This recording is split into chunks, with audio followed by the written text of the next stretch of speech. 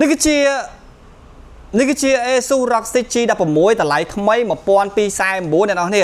1249យើងបានជាមួយនឹង spec RTX 4068G i7 ទី13បាទ i7 ទី13 RTX 4068G មួយទិញនៅក្រៅមាន promotion time កាដូច្រើនមួយខ្ញុំថែមជូនច្រើនមែនតើច្រើនជាងគេមួយជាពិសេស software កម្មវិធី game ខ្ញុំបញ្ចូល game free មួយជីវិត free បញ្ចូលកម្មវិធីមួយជីវិតវ៉ូកប់សេរីតែម្ដងនៅក្រៅនេះគឺជា ROG Strix G16 G614JV បាទតម្លៃថ្មី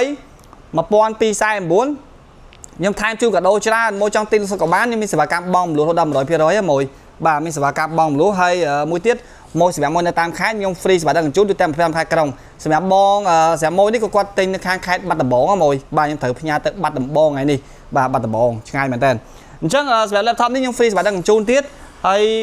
ម៉ាស៊ីនថ្មី 100% ធានាម៉ាស៊ីន2ឆ្នាំចេញពីក្រុមហ៊ុន ASUS បូកជាមួយនឹង Perfect Warranty មួយឆ្នាំមួយហើយទិញនៅក្រៅខ្ញុំមានកាដូថែមជូនច្រើនគឺថែមជូនច្រើនមែនតើថែមជាមួយនឹងអានេះមកជាមួយនឹងអត់មានកតាបអត់មានម៉ៅទេណាមួយបាទ spec នេះសម្រាប់ spec មានកតាបមានម៉ៅ1299អានេះ1249អត់កតាបម៉ៅប៉ុន្តែកុំអារម្មណ៍ទិញនៅក្រៅគឺខ្ញុំថែមកាដូច្រើនកតាបខ្ញុំថែមជាមួយនឹងកតាប OG ROG Strix ជូនហើយម៉ៅខ្ញុំថែមម៉ៅ gaming ជាពិសេសខ្ញុំថែមជូនជាមួយនឹងអាយឺត OG បាទអាយឺតថ្លៃហើយនឹងខ្ញុំថែមជូនជាមួយនឹងដបទឹកនៅពីលើនៅអង្សា OG ហើយមួយទៀតកាដូខ្ញុំថែមជូនពិសេសមួយទៀតគឺ power bank 66 វ៉ាត់សាក់លឿនមួយគឺខ្ញុំថែមជូនហ្នឹងតែម្ដងខ្ញុំប្រើហ្នឹងដែរ